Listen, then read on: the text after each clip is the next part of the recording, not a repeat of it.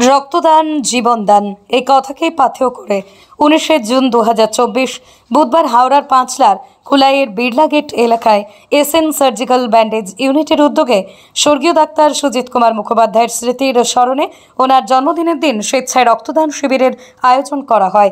এদিনের এই রক্তদান শিবিরে পুরুষ মহিলা মিলিয়ে বহু রক্তদাতা স্বেচ্ছায় রক্তদান করেন। উদ্যোক্তারা রক্তদাতাদের হাতে চারা গাছ তুলে দেন।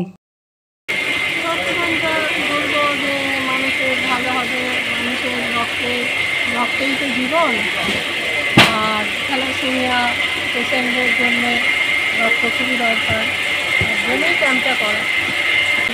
মানুষকে বলবো রক্তদানের জন্য আরও বেশি বেশি করে এগিয়ে আসছে।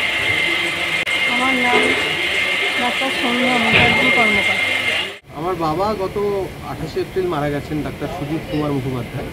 তো আজকে ওনার জন্মদিন, তো ওনার স্মৃতিতেই আজকে ব্লাড ডোনেশন ক্যাম্প আর গাছ ডিস্ট্রিবিউশনের একটা কর্মসূচি আমরা নিয়েছি। না, এই প্রথমেই মাস দেড়েক হলো বাবা মারা গেছে।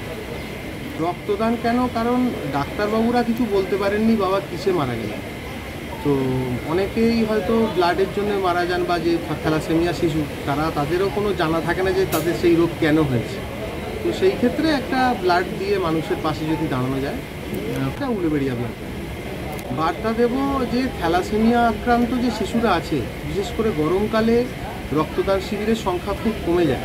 তো থ্যালাসেমিয়া আক্রান্ত শিশুদের কথা মাথায় রেখে যদি আমরা পাড়ায় পাড়ায় ব্যক্তিগত উদ্যোগে বা সমষ্টিগত উদ্যোগে ব্লাড ডোনেশন ক্যাম্প করতে পারি বা ব্লাড ডোনার অর্গানাইজেশন বানাতে পারি, তাহলে তাদের পাশে দাঁড়ানো হবে। এটাই বার্তা।